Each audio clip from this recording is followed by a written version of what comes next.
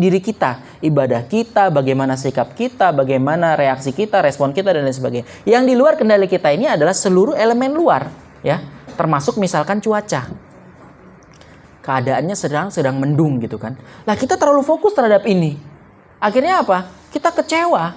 Kita ngomong, ya mendung nih, nggak tahu apa mau ini. Kita marah-marah, kira-kira berubah nggak mendungnya? Nggak juga gitu kan. Makanya jangan terlalu fokus. Sama tadi, kalau sesuatu ada yang orang lain yang mengecewakan kita, ya sudah, kita hanya bisa mengontrol diri kita. Bagaimana kita merespon? Apakah kita marah-marah juga? Dia jahat, apakah kita balas dengan jahat? Kan seperti itu. Jadi itu yang harus kita fokusin. Jadi itu ya, bagaimana caranya dekat memperbaiki hubungan Allah. Yakinlah bahwasannya segala sesuatu itu bersumber dari Allah. Yang pahit dari Allah, yang manis dari Allah. Dan segala sesuatu yang bersumber dari Allah itu pasti adalah kebaikan. Dan segala sesuatu yang menimpa kita bukan bentuknya, tapi bagaimana kita meresponnya. Sudah ya? Bungkus? Selanjutnya. Kemudian selanjutnya adalah bagaimana memperbaiki hubungan dengan Allah dekat dalam hal ibadah. Jadi dalam sebuah hadis yang panjang, di dalam hadis Arba'in Nawawi itu dijelaskan bahwasannya ketika itu malaikat Jibril berubah menjadi manusia untuk mendatangi Rasulullah SAW. Para sahabat kebingungan karena nggak pernah ngelihat sosok ini. Siapa sih dia ini? Tiba-tiba mendekat kepada Rasulullah SAW. Akhirnya lutut bertemu dengan lutut. Orang ini tidak ditemukan tanda-tanda perjalanan jauh. Jadi ternyata dia pakai baju putih, rambutnya juga tidak lusuh, tidak, rambutnya bagus gitu kan. Kalau dulu orang perjalanan jauh kan kelihatan ya, karena dulu jalannya nggak ada super airjet gitu kan, nggak ada. Jadi kalau jalan jauh itu pasti jalan kaki.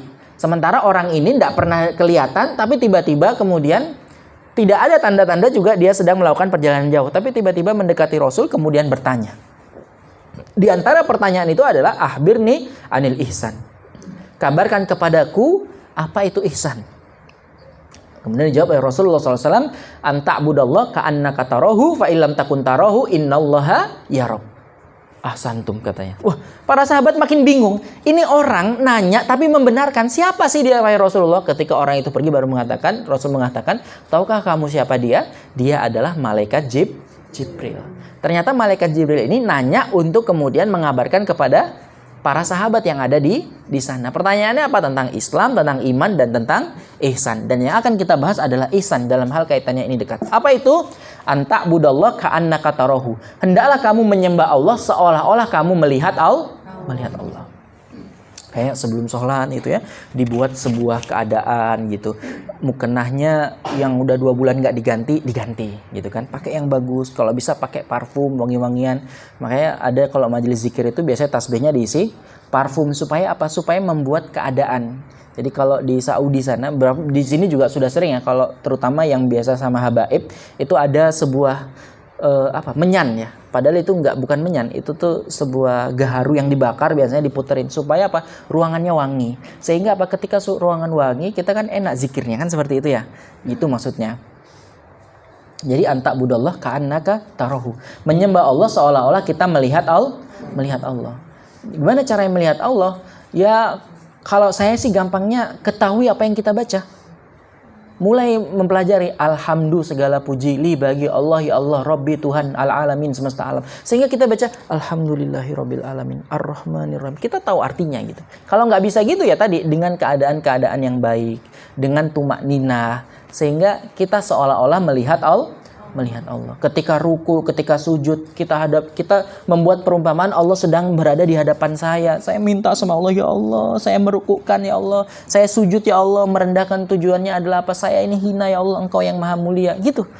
Dalam sebuah hadits qudsi dijelaskan, barang siapa yang datang kepada Allah dengan keadaan terhina, Allah akan muliakan. Barang siapa yang datang kepada Allah dengan keadaan miskin, Allah akan kayakan. Gitu. Kita menghadap Allah itu nggak usah sombong lagi. Contohnya sombong itu apa? Ya Allah tolong yang ini, ya Allah kalau nggak yang ini hidup saya sial. Akhirnya sial beneran. Ini ngancem atau doa? Kan gitu. Jadi kita bersujud kepada Allah, itu kan kita merendahkan diri kita. Ya sudah, rendahin aja gitu. Wahai zat yang maha mulia, wahai zat yang maha kaya, wahai zat yang... Saya sering membuat perumpamaan seperti itu. Jadi enak gitu ya. Sujud kita tuh nggak fokus kita kapan at-tahiyat gitu kan. Ini sujud keberapa gitu. Nggak fokus kita gitu. Tapi kita menikmati betul ketika kita sedang bersujud. Anta budallah ka'annaka tarahu fa illam takun tarahu innallaha yarah. Kalau kita tidak bisa membuat perumpamaan sedang melihat Allah, maka ketahuilah Allah itu sedang melihat kita. Itu. Jadi kita Allahu Akbar nggak bisa nih membuat perumpamaan sedang melihat Allah, maka ketahuilah seolah Allah sedang melihat kita, sedang menyaksikan kita, sehingga apa? Sholat kita juga berkualitas. Atau ibadah-ibadah lainnya. Masa ibadah nggak, Bu? Oh, ibadah. Meskipun ada yang mengatakan tuh kan, saya dikirimin istri saya, jadi sering ngirimin DM itu banyak, suruh pelajari. Luar biasa memang. Jadi ada yang bilang gini, kenapa ya suami-suami itu kalau melakukan pekerjaan rumah itu teriak-teriak supaya ada yang denger gitu. Padahal kan kalau ibu-ibu masak, nyuci, kadang-kadang sambil masak, sambil nyuci, sambil ngurusin anak, kan nggak ada yang tahu ya. Ya justru itu makin baik. Karena semakin tidak ada yang tahu, semakin kita bisa menunjukkan kualitas ibadah yang baik. Biasanya kalau nggak ada yang tahu aja dia rajin, apalagi kalau di depan umum, di depan orang banyak gitu. Akhirnya nanti istrinya bilang, yang aku nyuci ya, gitu. Nggak perlu juga, gitu. Jadi itu ya ketika ibadah, beribadahlah seolah-olah melihat Allah. Kalau nggak bisa melihat Allah, maka ketahuilah Allah sedang melihat kita. Jadi itu. Kembali kepada ayatnya, wa iza sa'alaka ibadi anni fa inni qarib ujibu da'watad da'i.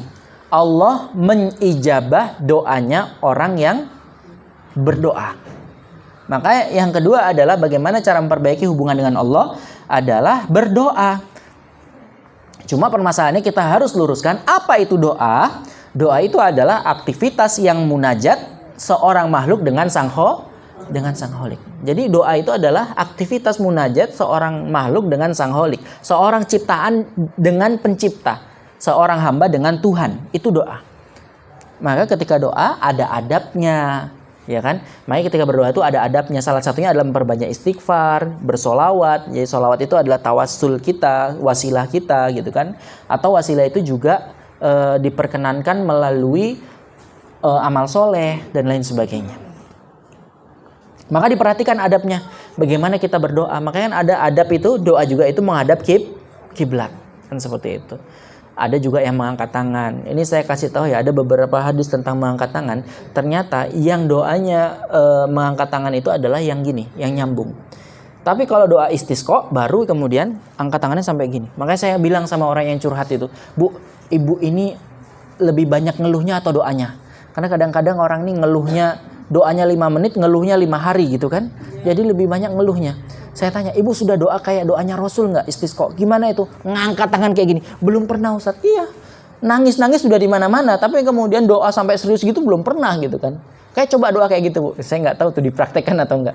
Tapi kalau dipraktekkan itu kan menunjukkan keseriusannya gitu dalam berdoa. Jadi doa itu kalau bisa angkat tangan dan yang di hadis itu yang cepat dikabulkan adalah doa yang angkat tangan yang seperti ini. Tapi di hadis lain juga boleh dalam keadaan terbuka. Tapi kalau terbuka jangan nanggung, sekalian gini. Nanti dilihat suaminya, lagi ngapain sih mah? Lagi berdoa. Biasanya kita nih malu ya. Makanya ketika sholat tahajud nggak ada yang lihat, tiba-tiba begini, mau ngapain? Mau pentas. Kaget gitu kan. Jadi angkat tangannya. Dan salah satu adab itu ya tadi, kalau bisa angkat tangannya dalam keadaan nempel. Kalaupun mau yang diangkat, ya ini beberapa hadis juga mengatakan Rasulullah pernah mengangkat tangan diantaranya ketika sholat istisqa. Tapi angkat tangannya nggak segini, tapi segini. Seperti itu. Selanjutnya ini yang saya sampaikan tadi, dalam doa itu tidak perlu memaksa Allah. Kan seperti kadang kita ini bingung ya.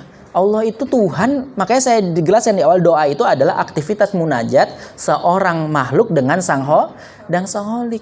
Tanpa kamu membutuhkan sesuatu pun kamu harus berdoa. Jadi dalam doa itu tidak perlu memaksa Allah. Kenapa? Bukannya kita mau dicepatkan apa yang menjadi hajat kita, apa yang menjadi kebutuhan kita. Maka balik lagi, bahwasannya Allah itu memberikan apa yang kita butuhkan, bukan apa yang kita inginkan. Contoh, ini saya paling, mohon maaf ya, saya paling nggak suka ada seorang ibu-ibu curhat, Ustadz, tolong Ustadz doain dagangan saya laris Ustadz supaya bisa nutupin utang-utang saya gitu. Akhirnya saya bilang, Bu, emang ibu yakin kalau dagangan ibu laris bisa nutupin utang? Iya Ustadz, seharusnya gitu. Utangnya udah berapa Bu? 2 tahun Ustadz. Nggak, laris nggak selama ini? Laris. Nutup nggak? Nggak juga. Kan gitu. Ternyata nggak semua gitu ya, menurut logika kita sesuai dengan apa yang kita inginkan. Coba doa itu udahlah pasrah gitu. Ya Allah, Engkau yang tahu, Engkau yang maha kaya, Engkau yang bisa menutupi hutang saya. Tutup hutang saya ya Allah, maafkan selama ini ya Allah. Mungkin saya terlalu lalai dan mengikuti hawa nafsu. Udah gitu aja. Kan Allah itu butuh pengakuan kan. Tapi kalau kita mengeklaim itu kan kita sama dengan sombong. Ya Allah, saya masih kuat ya Allah dengan utang ini ya Allah. Tapi larisin ya yang ini dagang saya. Kan itu namanya bukan doa, itu namanya maksa. Puncak dari doa itu apa? Puncak dari doa ini apa? Ya Allah, berikan saya yang terbaik menurut-Mu. Udah, itu puncak doa tuh. Oke, kalau kita sudah bisa doa kayak gitu, wah itu kita bisa nikmat bener. Dalam menjalani kehidupan, ya target memang boleh ya, tapi dalam menjalani kehidupan kita nggak terporsir gitu. Kita akan nikmat gitu. Kayak minta selalu, ya Allah, berikan saya kebaikan-kebaikan yang terbaik menurut-Mu. Sudah. Dan yang paling enak itu adalah ketika kita makin disayang sama Allah. Pasti dikasih. Kalaupun nggak dikasih karena disayang. Udah. Masih ada yang doa kayak gitu? Masih ada yang mau maksa-maksa kayak gitu? Ya, yang kita minta itu adalah keberkahan, gitu. Yang kita minta itu adalah kelancaran dalam hidup. Dan yang kita minta adalah pertolongan Allah. Gimana caranya Allah nolong? Ya terserah Allah. Gimana caranya Allah nolong? Akhirnya apa? Setelah dia doa kayak gitu, kayak gitu, Ustadz, alhamdulillah Ustadz, rentenir yang awalnya maksa-maksa itu kok tiba-tiba luluh ya, tuh kan? Dari tadi aja minta sok-sok bilang, wah ini dagangan saya harus laris supaya bisa bayar utang. Ternyata utangnya itu setelah berdoa dekat sama Allah, memperbaiki hubungan dengan Allah, ternyata rentenirnya bisa dinego. Yang awalnya sehari harus bayar berapa? 100.000, ternyata dibayar 20.000 pun mau gitu loh. Tadi itulah kemudian kadang kita ini pakai logika. Padahal Allah itu maunya kita itu kembali kepada Allah. Saya ingin perumpamaan seperti ini deh. Ibu punya anaknya ibu sedang membuat kesalahan, akhirnya ibu stop uang sangunya, akhirnya anak ini bilang gini, tolong kasih saya motor, saya mau jualan dengan motor. Nah, padahal kan bukan itu yang ingin ibu mau. Yang ingin ibu mau apa? Anak itu kembali kepada kita, minta maaf, kan gitu kan ya? Sama kayak kejadian ibu ini. Setelah dia kembali kepada Allah, minta maaf, nggak usah, nyerah aja, pasrah aja. Apa kata Allah? Gimana cara Allah nolong? Terserah. Yang jelas kita kembali kepada Allah. Tadi itu dia bilang, Ustadz luar biasa Ustadz. Ternyata rentenirnya bisa dinego. Dan ini ternyata saya udah dikasih diskon lagi mau nutupin. Dan alhamdulillah ada rezeki. Saya bisa kemudian nutupin sehingga utangnya dia yang motornya itu bisa diambil gitu. Jadi gitu ya. Doa itu memang nggak perlu pakai logika. Doa itu perlu pakai pemasrahan. Pakai apa Bu? Pemasrahan. Pasrah, udah nyerah, angkat tangan ya Allah. Jadi mintalah kepada Allah yang terbaik menurut Allah. Mudah-mudahan kita diberikan Allah kebaikan yang menurut Allah baik. Dan nggak mungkin sama dan nggak perlu sama gitu ya. Misalkan kebaikan kita ini diberikan kelebihan, ada justru yang kebaikannya itu diberikan kekurangan. Mungkin dengan kekurangan itu dia justru lebih dekat, ibadahnya lebih baik. Tapi kita kalau disuruh milih milih kelebihan atau ketenangan? Ketenangan kan, karena mungkin usia kita sudah sudah matang, sudah dewasa gitu ya. Tapi kalau anak muda tanya milih kebahagiaan atau ketenangan, mungkin dia lebih memilih kebahagiaan meskipun nggak tenang hidupnya kan. Jadi sekarang banyak anak muda gitu Bu, HP-nya boba 3, tapi ternyata nyicil kredit, dikejar jatuh tempo. Saya sampai ya Allah, sebegitunya ya kehidupan itu memang harus seperti itu kan? Nggak juga. Kamu nggak akan mati kalau HP-mu cuman kameranya 1 kan gitu. Justru kalau kameranya 3 itu mungkin nantinya dihisap tuh. Kamera pertama buat apa? Kamera kedua buat apa? Kamera ketiga buat apa? Kan gitu. Mohon maaf ya. Tapi kalau dipakai untuk misalkan kamera pertama untuk ngambil gambar, kamera kedua untuk ngerekam di Madinatul Azhar, itu bagus. Dan saya mau ngasih tahu, ini ada sesuatu fakta yang menarik. Kunci sukses doa kira-kira apa? Kunci sukses. Ini doanya sukses, kira-kira apa? Kira-kira apa, Bu? Jawab aja, Bu, nggak apa-apa. Manusia kan tempatnya salah dan dosa kan? Kunci sukses doa kira-kira apa? Kira-kira pasrah? Iya, udah dengar tadi. Banyak orang mengatakan kunci sukses doa itu adalah dikabulkan, diijabah. Betul nggak? Betul. Tapi ternyata nggak gitu. Konsep Allah menjawab doa itu, ini sebelum ke Al-Quran ya, sebelum ke hadis, saya ingin mengatakan dalam kitabnya Al-Hikam, Ibnu Athaillah Al-Askandari, Al-Hikam, coba Ibu pelajari kitab Al-Hikam, itu kitab yang luar biasa sekali. Saya mengajar kitab itu dan mempelajarinya, Masya Allah, Tabarakallah, banyak menemukan kejadian yang tidak sesuai dengan logika kita. Jadi dalam kitab Al-Hikam, ketika berdoa, namanya sukses doa itu, ketika kita berdoa, kita berhasil menghadirkan 2 rasa. Berapa? 2. Yang pertama rasa hina, yang kedua rasa butuh. Rasa apa, Bu? Hina dan butuh. Kita udah hina aja di depan Allah. Karena tadi dalam hadis qudsi, barang siapa yang datang dengan terhina, maka Allah akan muliakan. Barang siapa yang datang dengan lemah, maka Allah akan kuatkan. Tapi kalau kita datang, ya Allah, larisin ya Allah. Saya yakin banget, wih, ini namanya bukan minta, ini tapi namanya merintah kan gitu. Justru kan malah nggak elok gitu ya. Jadi dalam Jawa itu saya diajarin sama teman saya Adi itu bilang, ada bener, ada pener, gitu ya. Bener nggak sih? Jadi ada bener, ada pener. Pener itu adalah yang elok gitu kan. Jadi kalau berdoa itu nggak usah merintah. Doa itu adalah tadi, ketika kita merasa apa? Merasa hina, yang kedua merasa butuh. Kayak sampai kalau kita doa itu yang deket banget. Ya Allah, temenin ya Allah. Saya di pagi sholat duha sujudnya itu ada salah satu doanya gitu. Ya Allah, temenin ya Allah tunjukin ya Allah bantu ya Allah gitu. Kita udah deket banget sama Allah. Kayak kemarin nih saya pengen ini mudah-mudahan tahadus bin nikmah ya, menyampaikan nikmat. Saya bilang sama Allah, saya datang telat Bu ke kajiannya Ustadz Adi itu kan udah rame. Tapi saya yakin saya mau, ya Allah saya mau duduk di depan paling kiri. Dan alhamdulillah akhirnya bisa duduk di situ. Padahal ketika itu sudah rame gitu kan. Saya pun sholatnya nggak sholat di masjid, sholatnya di SD Muhammadiyah samping itu. Jadi sholat aja karena udah penuh. Tiba-tiba saya masuk ke atas sampai di atas. Kok nggak ada orang dulu di situ? Ya karena saya disuruh masuk aja gitu kan. Karena saya jadwal tetap juga di Baitul Maqmur gitu kan. Ternyata benar sesuai dengan doa tadi.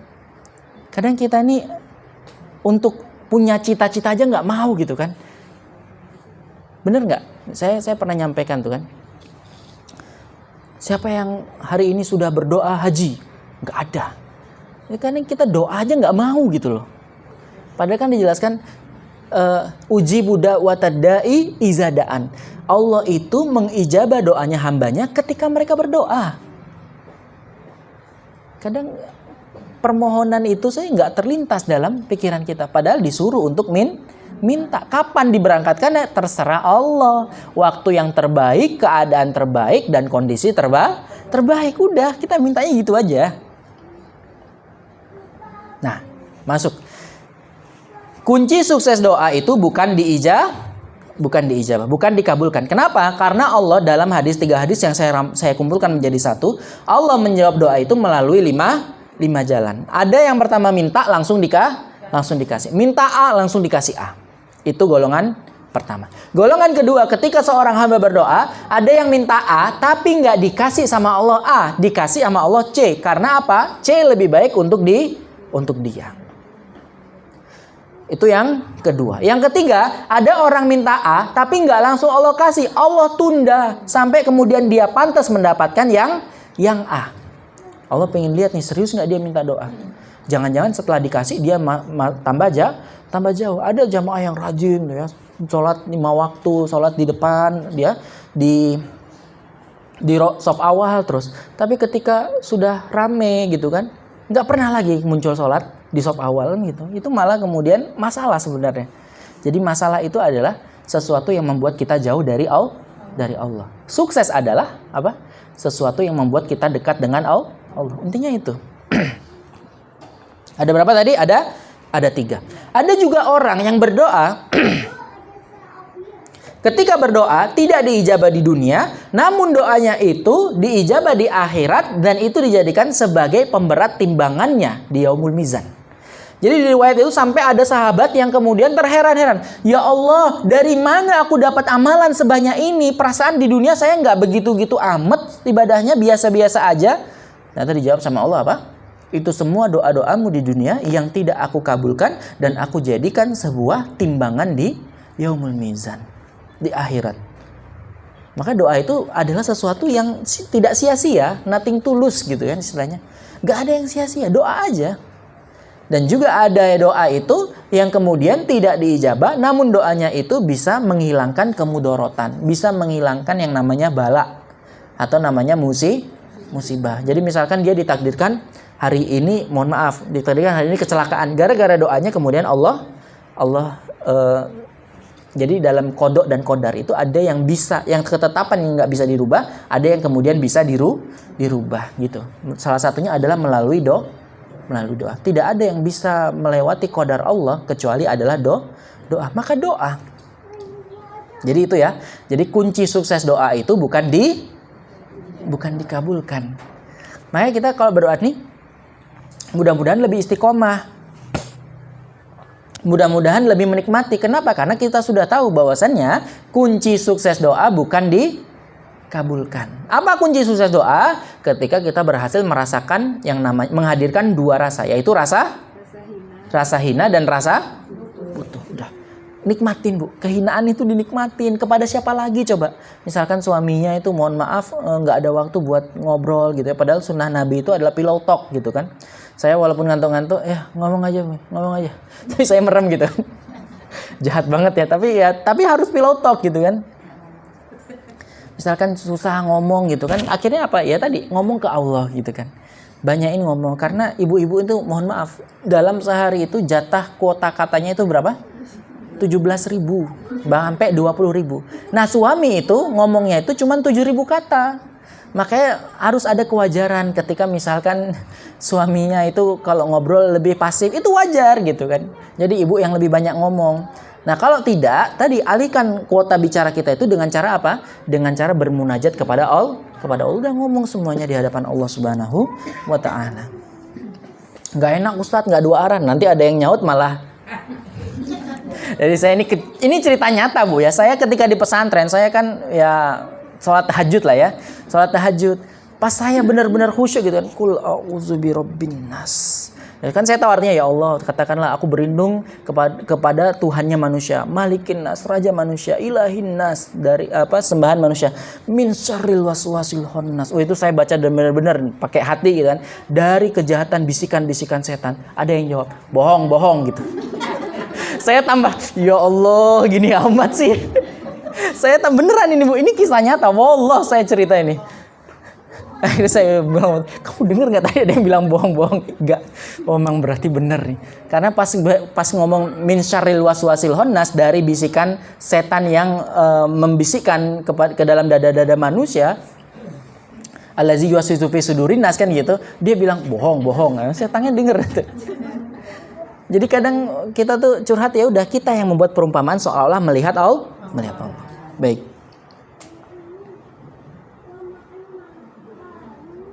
Nah nih, para ulama tadi gitu ya, kunci sukses doa itu bukan dikabulkan. Para ulama memahrukan doa itu untuk meminta dunia dan prestasi dunia. Jadi sebenarnya kita itu nggak perlu minta prestasi dunia.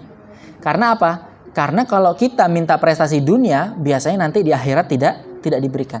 Tapi kita minta bagaimana supaya Rabbana atina fid dunya hasanah wa fil akhirati hasanah wa qina azabannar. Kita disuruh minta dua-duanya. Maka jangan sampai kita ini cuma doa minta dunia aja. Tapi kita ini lebih sibuk, lebih fokus mikirin bagaimana caranya hidup yang enak, tapi lupa mempersiapkan bagaimana caranya mati yang enak. Ini saya punya contoh nih. Salah satu doanya Kiai Haji Sahal Zarkashi, pendiri Pondok Pesantren Darussalam Gontor. Hari ini sebenarnya ada acara di Monas gitu kan. Aku tidak pernah mendoakan santri-santri saya banyak uangnya, jabatannya bagus. Tidak. Tapi saya mendoakan semoga anak-anak saya, santri-santri saya, zakatnya banyak. Karena kalau zakatnya banyak, otomatis dia orang yang baik.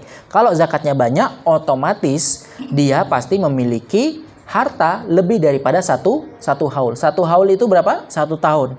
Jumlahnya berapa? 1 nisab. Nisab zakat berapa? Setara dengan 85 gram emas. Berarti dia memiliki harta yang disimpan, anggapannya 1 gram 1 juta. 85 juta selama 1 tahun. Jadi dia punya simpanan 85 juta. Gitu loh. Itu contohnya doa yang baik. Kayak jangan doa itu hanya meminta dunia. Karena kalau kita cuma dunia, mohon maaf yang nggak sholat juga sudah ketinggalan kita. Juga bahkan mungkin mereka lebih khusyuk, lebih unggul dunianya. Kayak tadi, mintalah kemudian Rabbana atina fid dunya hasanah wa fil akhirati hasanah. Bahasanya hasanah Bu ya, baik. Bukan Rabbana atina ghaniyun fid dunya, enggak gitu. Tapi kita minta hasanah yang terbaik. Dan itu para sahabat tuh gitu. Doanya adalah minta yang terbaik. Saya pertama kali dengar kayak ngomong gitu, saya sampai dalam hati, nggak mungkin lah. Gimana kita minta yang terbaik? Kita kan maunya yang enak kan gitu. Tapi ternyata terbaik itu belum tentu enak kan seperti itu. Misalkan contoh ada es manis gitu ya, es gula. Itu kita bilang yang terbaik. Itu belum tentu bagi orang diabetes terbaik. Makanya perintah itu makan halalan thayyiban. Halal itu yang bersumber dari syar'i, thayyib itu yang baik untuk tubuh kita. Makanya orang darah tinggi makan sate gulai itu halal, tapi tidak thayyib. Kan kita disuruh makan halalan thayyiban. Jadi itu ibu-ibu sekalian tentang doa. Jadi ingat, doa itu kunci suksesnya adalah ketika seorang hamba berhasil menghadirkan berapa rasa? 2. Yang pertama hina, yang kedua butuh. Nah itu dah. Dan cara Allah menjawab doa itu ada berapa? Ada 5. Yang pertama, minta langsung dikasih. Yang kedua, minta A dikasih C yang lain. Karena itu yang lebih baik. Yang ketiga, ditunda dan ditunda sampai waktu yang tepat. Yang keempat, tidak diijabah di dunia, namun dijadikan sebagai amal soleh di akhirat. Yang kelima, tidak diijabah apa yang dia minta, namun dapat menghilangkan bala. Nah itu. Jadi doa saja, insya Allah doa itu pasti adalah kebaikan untuk diri kita. Dan yang terakhir adalah wa iza sa'alaka ibadi anni fa inni qarib ujibu da'watad da'i idza da'an falyastajibuli. Falyastajibuli itu adalah memenuhi kewajiban kepada Allah. Kalau ini nggak usah dijelasin lah. Jadi kita tinggal checklist aja. Apa nih kewajiban seorang hamba kepada Allah yang belum dilakukan, maka lakukanlah. Kan gitu. Dalam rangka memperbaiki hubungan dengan Allah. Falyastajibuli wal yu'minu bi. Dan juga beriman kepada Allah. La'allahum yarsyudun. Mudah-mudahan kamu menjadi orang yang yarsyudun. Yarsyudun itu mendapatkan rosyid. Rosyid itu pencerahan, jalan. Dan la'alla, kalimat la'alla itu adalah sesuatu yang untuk mendapatkannya harus butuh perjuangan, harus butuh melakukan kegiatan-kegiatan yang tadi. Jadi kalau kita mau menjadi orang-orang yang mendapatkan rosyid gitu ya, bukan Ustadz Rosyid. Maksudnya rosyid itu sebuah petunjuk, sebuah aturan yang diberikan oleh Allah Subhanahu wa taala, penerangan dari Allah, maka tadi merasa dekat di hadapan Allah, berdoa kepada Allah dan memenuhi kewajiban Allah, dan yang ketiga beriman kepada Allah. Maka salah satu yang membahas tentang iman itu kan adalah seharusnya akidah ya, tauhid. Namun akidahnya kita itu nggak boleh sama dengan akidahnya anak TK. Kalau anak TK akidahnya itu yang menciptakan alam semesta itu siapa? Allah. Nah, itu akidahnya level bawah. Akidah kita sekarang di dewasa ini adalah apa? Akidah itu adalah sebuah pertentangan. Kalau ada yang halal dengan yang haram, kita pilih yang mana? Nah, itu akidah. Misalkan contoh, ini ada yang haram, tapi kemudian enak. Nah, itu maka muncul akan pertentangan. misalkan contoh bapak-bapak gitu kan, dia di hari Jumat dapat kerjaan. Nah tadi mempertanyakan tentang ar-rozak, kemaha rizkian Allah. Dia lebih milih mana? Lebih memilih sholat Jumat atau lebih memilih ngambil pekerjaan? Itu contohnya. Ya tadi akidah itu akan kembali kepada kita, dan akidah kita itu cara mengiman kepada Allah itu bukan lagi kita hanya mengakui bahwasannya Allah Tuhan, enggak. Akidah itu lebih kepada praktek nyata, karena iman itu dibenarkan dengan hati, diucapkan dengan lisan, dan dibuktikan dengan amal perbuatan. Mungkin pas TK itu hanya kemudian bagaimana mengeklaim pembenaran dalam hati. Makanya siapa Tuhan kita? Allah. Itu kan maksudnya apa? Menginstal dalam hati. Nah, kalau sudah level dibuktikan dengan amal perbuatan, ini adalah level kita. Sudahkah kita lebih memilih yang halal daripada yang haram? Makanya doanya itu Allahumma kfina bihalalika an haramik. Ya Allah, cukupkanlah kami dengan yang halal saja daripada yang haram. Wagnina bifadlika amman siwak. Dan kayakanlah kami dengan cara dengan memperoleh dari keutamaanmu tanpa meminta-minta kepada orang lain. Itu adalah kemudian akidah. Jadi akidah tuh sekarang levelnya kayak gitu. Jadi akidah itu adalah pembuktian. Kita yakin bahwasannya Allah Ar-Razzaq, dibuktikan dengan cara apa? Dengan cara yakin bahwasannya yang memberikan rezeki itu Allah, bukan kemudian manusia. Itu akidah itu nantinya seperti itu. Seperti misalkan sakit, kita lebih milih mana? Lebih milih menjadikan dokter itu sebagai penyembuh atau sebagai media. Nah, itu juga akidah. Itu maksudnya adalah beriman kepada Allah. La'allahum yarsyudun. Mudah-mudahan kita menjadi orang yang mendapatkan petunjuk dari Allah Subhanahu wa taala. Itu dia terkait tentang bagaimana memperbaiki hubungan dengan Allah. Poinnya adalah yang pertama dekat, yang kedua adalah berdoa kepada Allah Subhanahu wa taala. Penjelasannya tadi mudah-mudahan bisa kita langsung praktekkan. Dan yang ketiga adalah bagaimana kita memenuhi kewajiban kita kepada Allah, dan selanjutnya adalah tentang bagaimana beriman kepada Allah. Jadi itu Bu, tentang nanti bisa dipelajari lagi di dalam surat Al-Baqarah, surat kedua di ayat 186. Silakan dibuka-buka kembali.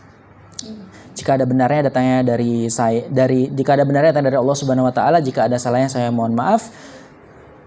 Mungkin ini yang dapat saya sampaikan. Saya kembalikan ke moderator. Wassalamualaikum warahmatullahi wabarakatuh.